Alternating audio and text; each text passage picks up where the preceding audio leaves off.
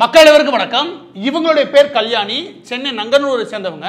இவங்க 2022ல இறந்து போறாங்க. இவங்களுக்கு ஒரு மிகப்பெரிய கொடுமை ஒன்று நடந்திருக்குது. அது என்னன்னு கேட்க வேண்டிய பொறுப்பு நம்ம எல்லா பேருக்குமே இருக்கு.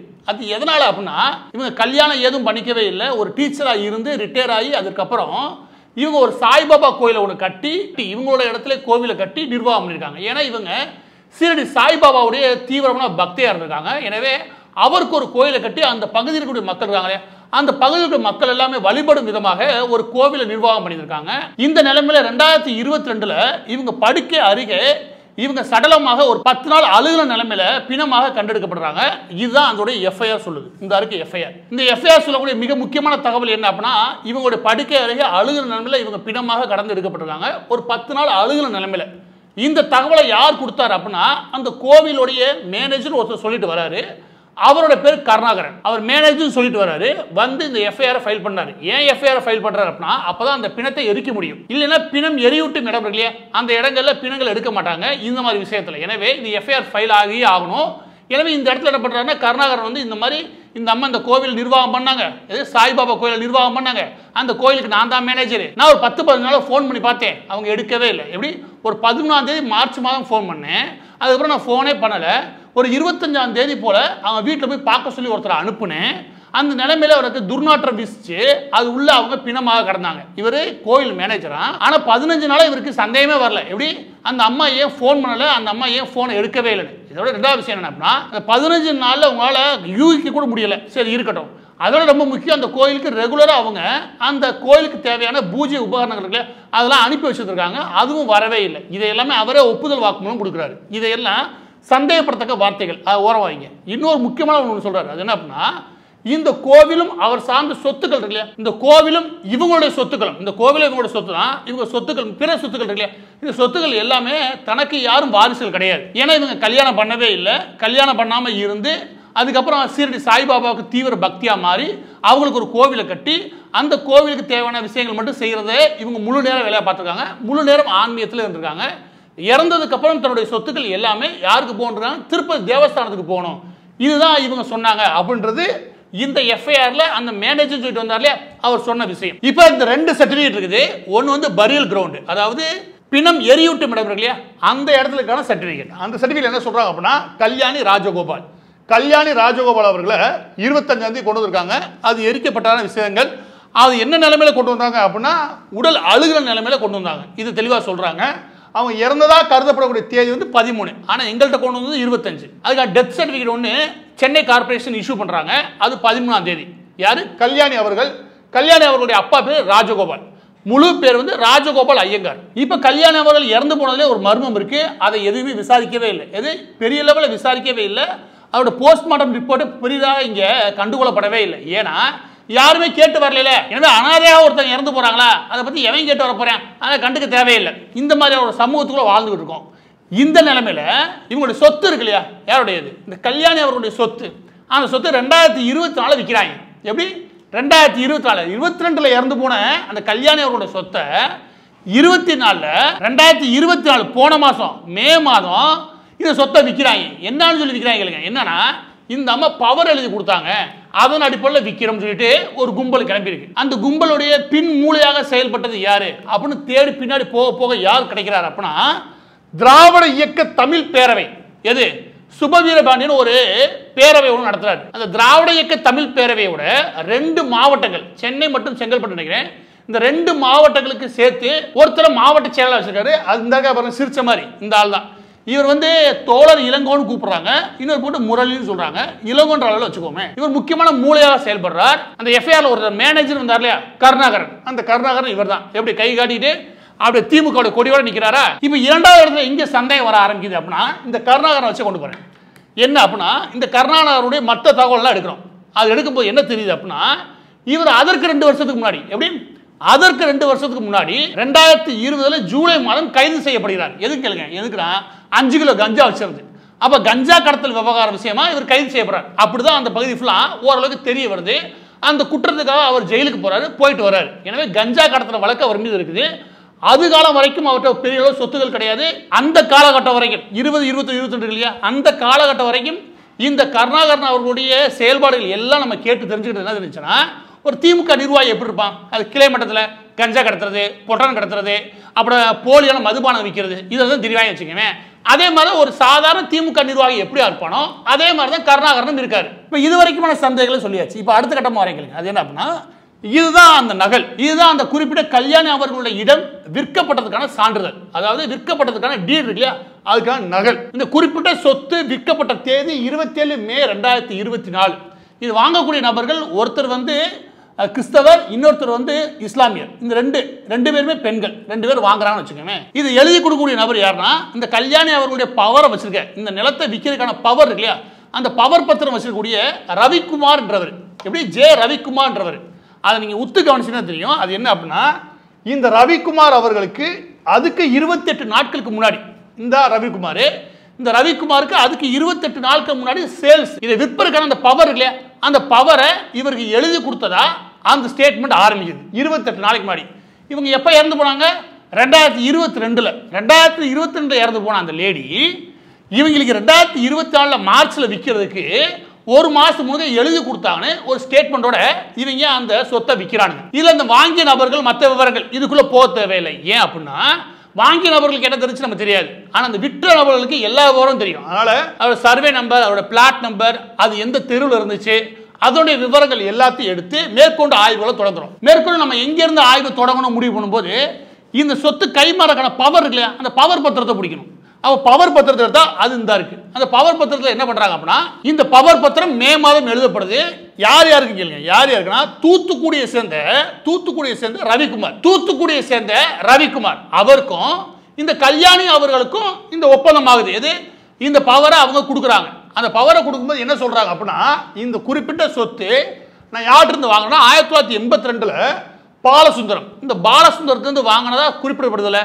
ஆனால் உண்மையிலே இது பாலசுந்தரத்திலிருந்து வந்தது கிடையாது, அவங்க அப்பாட்டிருந்து வந்தது. இந்த அம்மாவுக்கு அந்த பகுதியில் 2 சொத்து இருக்குது. எது? இந்த கோவில் நிலமே இருக்குது, இன்னொரு பகுதியில் வாடகையும் வந்துட்டு வச்சுக்கோங்க. அந்த நிலத்தை இப்போ விற்கிறாங்க.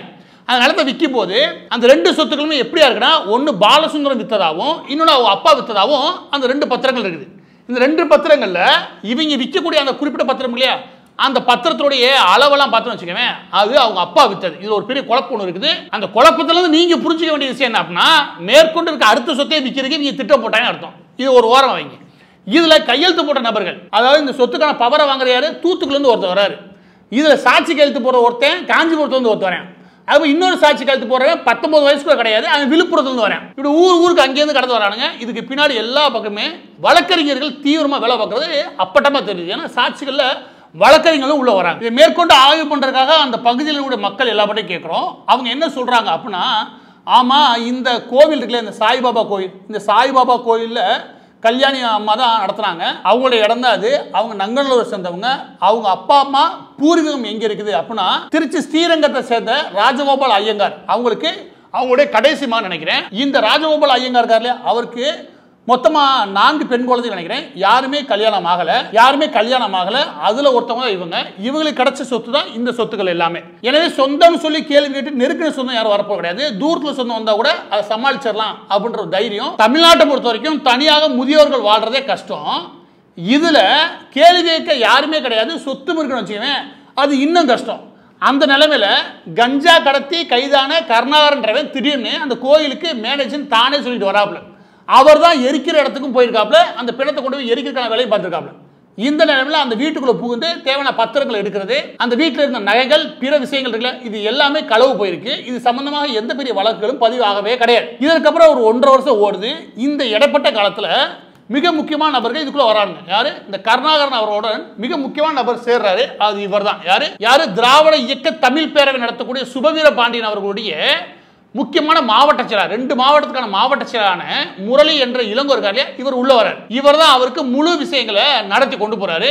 இவரும் இவரோட கூட்டாளிகள். இவங்களுடைய திட்டம் என்னவா இருக்கு அப்படின்னா, கல்யாணி அவர்கள் இறந்து போறாங்க. அவங்க அப்பா ராஜகோபால் இந்த அளவில் இருக்கக்கூடிய ஒரு நபருக்கு 1982 சொத்து இருக்குன்னா, நிச்சயமாக அந்த காலகட்டத்தில் இந்த ஆதாரம் வச்சுலாம் பதிவு போறது கிடையாது. நமக்கு என்ன தேவை? இந்த சொத்துக்களை விற்கிறதுக்கு ஒரு கல்யாணி தேவை.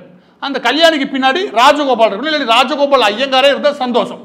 அந்த மாதிரி ஒரு நபரை கண்டுபிடிக்க முடியும்னா, இல்லாட்டி அந்த மாதிரி ஒரு நபரை உருவாக்க முடியும்னா, நம்ம இந்த சொத்தை விற்க முடியும். எப்படி இந்த சொத்தை விற்க முடியும், எப்படி பவரை வச்சு விற்கணும். ஏன்னா அந்த கல்யாணம் நேரடியாக உள்ள வந்து எந்த குழப்பம் உருவாக்கிக்க கூடாது. அவங்கள பாதுகாப்பாக வெளியே வச்சுட்டு ஒரு பவர் இருந்துச்சு, அந்த பவரை வச்சு விற்றோம். அப்படி அந்த பவரை வச்சு வித்தம் சொல்ற நபர்களே அவனுக்கும் போதிய அறிவு இருக்கக்கூடாது. அதனால தான் தூத்துக்குள்ள ஒரு ஆளை பிடிச்சி கொண்டு வந்து உள்ள மாட்ட விட்டுருக்காங்க. அதோட சேர்த்து சாட்சிகள் இருக்காங்களே, இவங்க யாருக்கும் பெரிய அளவில் இந்த விஷயங்களை பற்றியான விவரமே தெரியவே கிடையாது. அந்த தேர்தல சாட்சிக்காக வெளியே கூட்டி வந்திருக்காங்க. இந்த ஒட்டுமொத்த விவகாரம் நடக்கல. இந்த விவகாரத்துக்குள்ள இந்த கும்பலுடைய பேரே வராத அளவுக்கு ரொம்ப தெளிவாக நகர்த்திருக்கு. ஆக இறுதியாக இந்த விவகாரத்தை பொறுத்த வரைக்கும் புதிய கல்யாணி ஒன்று உருவாக்கி இந்த நிலத்தை விற்க ஆரம்பிச்சிட்டானுங்க. இதில் முக்கியமான இடத்த வித்தாச்சு. இப்போ அடுத்து கோவிலை நோக்கி நகர்றானுங்க. பிற வீடுகள் வேறு இருக்குது. இதில் மிக முக்கியமானது என்ன அப்படின்னா, இந்த கல்யாணி அவர்கள் இறந்து போகும்போது அவர் வீட்டில் பெரிய லெவலில் நகைகள் எல்லாமே திருடு போயிருக்கு. அதை தாண்டி விலை உயர்ந்த எல்லா விஷயமும் திருடு போயிருக்கு. அந்த வீட்டில் போய் பார்த்தா பின்னாடி மோட்டார் இருக்குல்ல, அந்த மோட்டார் என்ன வரும், அந்த மோட்டார் முறை மட்டும் திருடு போயிருக்கு. எனவே அந்த வீட்டில் கேள்வி கேட்பாரே இல்லாமல் எல்லா விஷயமும் கொள்ளையடிக்கப்பட்டிருக்குது. இப்போ கேள்வி கேட்பாரே இல்லாமல் அந்த இடங்கள் திருடப்படுது. அந்த கேள்வி கேட்பாரே இல்லாமல் அந்த கோவிலும் பின்னாடி விற்கப்படும். இதையெல்லாம் செய்கிறவே அந்த கேள்வி வாங்க. இதையெல்லாம் செய்கிறவேனா வேற யாரும் கிடையாது, இந்த அதிகாரத்தில் இருக்கக்கூடிய நபர்கள்ட்ட இருந்து ஆசீர்வாதம் தேவை. ஏன்னா இந்த மாதிரி விஷயங்களை எடுத்துக்கிட்டு நீங்கள் ரிஜிஸ்டர் ஆஃபீஸ் போகிறோம்னு வச்சுக்கோங்க, என்ன கேட்பாங்க, ஒருவேளை பவர் இருக்குன்னா பவரை வச்சு ஒரு சொத்தை விற்க போகிறாங்கன்னா அந்த குறிப்பிட்ட நபர் உயிரோடு இருக்காரா, அது அந்த நபர் தானா அப்படின்ற விஷயத்தை எல்லாமே அந்த ரிஜிஸ்டராக கேட்பார். அதை வெரிஃபை பண்ணணும்.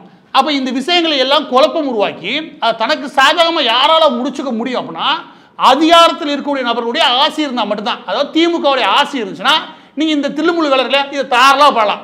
இந்த வேலையை எல்லா காலமும் திமுக காரம் பண்ணுவான். நீங்கள் அடிக்கடி இந்த மாதிரி ஒரு பழமொழி கேள்விப்பட்டிருப்பீங்க. தமிழ்நாட்டில் மட்டுமே இந்த பழமொழி இருக்கும். அது என்ன அப்படின்னா, சிவன் சொத்து குல நாசம்னு. ஏன்னா கேள்வி கேட்பாரே இல்லாமல் 1970களுக்கு அப்புறம் முக்கியமாக கருணாநிதி அவர்களுடைய கவர்மெண்ட் இருக்கிற காலகட்டத்தில் இந்த சிவன் சொத்தா பார்த்து இந்த காலத்தில் இவ்வளோ பண்ணுறாங்கன்னா அந்த காலத்தில் என்ன பண்ணிருப்பாங்க, சிவன் சொத்தா பார்த்து கோவில் சொத்தா பார்த்து திருடின கும்பல் யாரு அப்படின்னா எனக்கு தெரிஞ்சு திமுக தான். அது இன்ன வரைக்கும் பண்றவன் யாரு, திமுக காரன் தான். அதாவது உழைக்காம கொள்ளாம அடுத்த சொத்தை எப்படி திருடி அதை வித்து பிழைக்கிறது இல்லையா, கோவில் எவனா வச்சிருக்கானா அந்த கோவில் சொத்தை எப்படி விற்கிறது, அவனை மிரட்டுறது எப்படி, இல்லைன்னா அந்த கோவிலுக்கு உரிமையா இருப்பாங்கல்ல அவெல்லாம் பத்தி விட்டு அந்த கோயிலே விற்கிறது எப்படி. அது மிக முக்கியமாக எவையெல்லாம் கடவுள் இல்லை அப்படின்னு சொல்லிட்டு இந்து கடவுள்கள் மட்டும் இல்லைன்னு சொல்லி திடீராங்க பாரு. அந்த மாதிரி நபர்களுடைய மிக கொடூரமான புத்தி என்ன அப்படின்னா, இந்த இந்து கோவில்களை பாரம்பரிய கோவில்கள் அதை விட்டுருங்க, இந்த சின்ன சின்ன கோவில்கள் கட்ட முயற்சி பண்றாங்களே, தங்களுக்குள்ளேயே ஒரு ஆன்மீக தேடல் வந்து இந்த சாய்பாபா கோயில் கட்டுறது, இல்ல முருகன் கோயில் கட்டுறது, இல்லாட்டி ஒரு கருப்பு கோயில் கட்டுறது, இந்த மாதிரி கோயில்கள் கட்டுறாங்களே, இந்த மாதிரி நபர்களா தேர்வு செய்ய வேண்டியது.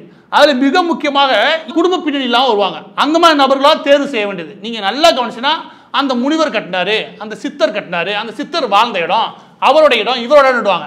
எனவே இந்த மாதிரி நபர்களுக்கு கேள்வி கேட்க யாரும் வரப்போறது கிடையாது. அப்படி கேள்வி கேட்க வர யாரும் இல்லைன்னு வச்சுக்கோங்க, அந்த சொத்து தான் இவங்க முதல் கண்காணிப்பாங்க. அந்த சொத்தை ஆட்டை போறதுக்கு இவங்க என்னென்ன முடியுமோ அத்தனை திட்டம் போடுவாங்க. இது ஆட்டை போறதுக்கு சராசரி மனுஷனுக்குலாம் மனசு வராதுன்னு வச்சுக்கோங்க. ஏன்னா கொஞ்சமாவது ஆன்மீக பயம் இருக்கும், இல்லை கடவுள் மேலே இருக்கு இல்லையா, அது மேலே ஒரு பயம் இருக்கு. எதுக்கு இந்த வேலை, அடுத்தவங்களுக்கு சொத்து இதெல்லாம் திருடி பிழைக்கிறது இல்லையா, இது நல்ல பொழப்பு கிடையாது. நிச்சயம் சாதாரண மக்கள் யோசிப்பேன், ஆனால் இவங்க யோசிக்க மாட்டாங்க. ஏன் இவங்க இந்து மதமே பிடிக்காது, அந்த இந்து மதத்தோட சொத்தை எப்போ திருடுன்னு தெரிய ஒரு கும்பல்லாம் திமுக கும்பல் தான். இந்த கல்யாணி அவர்களுடைய இறந்து போனது சந்தேகம் இருக்கு. ஏன்னா 10 நாட்களுக்கு முன்னாடி இறந்து போயிருக்காங்க. இந்த கல்யாணி அவர்களுக்கு சொத்து இருக்குன்ற விஷயம் அங்கே கருணாகரன் போன்ற திமுக நிர்வாகிகளுக்கு தெரிஞ்சிருக்குது. இந்த கல்யாணி அவர்கள் இறந்து போனதுக்கு அப்புறம் இவரோட சொத்துக்கள் விற்பனைக்கு வருது பாருங்க, இதுலயும் சந்தேகம் இருக்கு. இந்த கல்யாணி இறந்து போனதுமே அவர் வீட்டுல இருந்து நிறைய பொருட்கள் காணாம போச்சுல, அதை பத்தி எந்த ஒரு எஃப்ஐஆர் இல்லாதப்ப அதன் மீதும் சந்தேகம் வருது. இது எல்லாமே திமுக கவர்மெண்ட் வந்ததுக்கு அப்புறம் வரக்கூடிய விஷயங்கள், நல்லா கவனிக்கணும். இது மீது எதனால எஃப்ஐஆர் வரல, இந்த விவகாரம் எதனால பெரிதாக்கப்படவே இல்லை, இந்த விவகாரத்தில் ஏன் காவல்துறை கண்டுக்கவே இல்லை, இந்த விவகாரத்தை இந்த ஆட்டம் ஆடுறாங்களே இவங்க அடக்கவே முடியாதா, இது எல்லாத்துக்குமான கேள்விக்கு பதில் தெரியுமா, திமுக கவர்மெண்ட் ஆட்சியில் இருக்கு. எனவே கொடி கட்டி பறக்குது. இறுதியாக ஒன்னே ஒன்று, அது என்ன அப்படின்னா, அந்த ஆன்லைன் முழுவதும் இந்த மாதிரி விஷயங்களை உடனடியாக குரல் கொடுக்கறதுக்கு தகுந்த கட்சியாக இப்போ இருக்கிறது பாஜக தான் வச்சுக்கோங்க. இந்த பாஜக நிர்வாகிகள் உட்காந்துட்டு தமிழிசை திட்டுறது எப்படி, இல்லாட்டி வேற யாராவது திட்டுறது எப்படி, இவங்களை திட்டலாமா அவங்களை திட்டலாமா, இந்த வேலை தெரியுதை விட்டுட்டு நீங்க உண்மையிலேயே மக்களுக்கான பிரச்சனை இல்லை, மக்கள் பாதிக்கப்படுற பிரச்சனை இருக்கு இல்லையா, அதுக்கு கிரவுண்ட்ல அந்த களத்துல போய் உங்களால குரல் கொடுக்க முடியுது. மக்கள் பாதிக்கக்கூடிய பிரச்சனைகள் இருக்கு இல்லையா, இந்த மாதிரி விஷயங்கள் அநீதி இழைக்கப்படுது பாருங்க, அந்த மாதிரி மக்களை எடுத்து நீங்க அந்த பகுதிகளில் போராட்டங்களை தீவிரப்படுத்தி வச்சுக்கோங்க, உங்களால களத்தை தீவிரமாக தயார் செய்ய முடியும். பிரச்சனை என்ன அப்படின்னா, நீங்க ஸ்டாலினை திட்டுறது, உதயநிதி திட்டுறது, 2 பேரும் திட்டி முடிச்சதுக்கப்புறம் கட்சிக்குள்ள இருக்க மற்ற நபர்களை திட்டுறது, இதே வேலை, இதுதான் சோசியல் மீடியாவில் நம்ம செய்யக்கூடிய பணி அப்படின்னு நீங்கள் நினச்சி வச்சுக்கவே. நான் சொல்கிறேன், இன்னைக்கு இல்லை 2026 வாக்கு சதவீதம் கூட போகிறது கிடையாது. மக்களை பொறுத்த வரைக்கும் ஸ்டாலின் உதயநிதியுடைய ஊழல்களில் பெரிய ஆர்வமாக கிடையாது. அவங்க என்ன விஷயத்தில் தங்களுடைய பகுதிகளில் பாதிக்கப்படுறாங்க, அவங்க பகுதியில் எது எமோஷனலான விஷயம், இந்த விஷயங்களுக்கு வந்து நீங்கள் நின்றீங்களா அப்படின்ற விஷயம் அவங்களுக்கு புரிஞ்சுன்னு வச்சுக்கவேன். அந்த விஷயம் அவங்களுக்கு புரிஞ்சிருச்சு வச்சுக்கவேன், நீங்கள் தான் அவங்களுக்கான கட்சியை நம்புறாங்க. எனவே தயவுசெய்து சொல்கிறேன், இந்த தனிப்பட்ட பிராண்டை கொண்டு போகிறது இல்லையா, அதையும் தாண்டினது இங்கே சித்தாந்தம்ன்றது. அது யாருக்கானதாக இருக்கும்னா இந்த மக்களுக்கானதாக இருக்கணும்.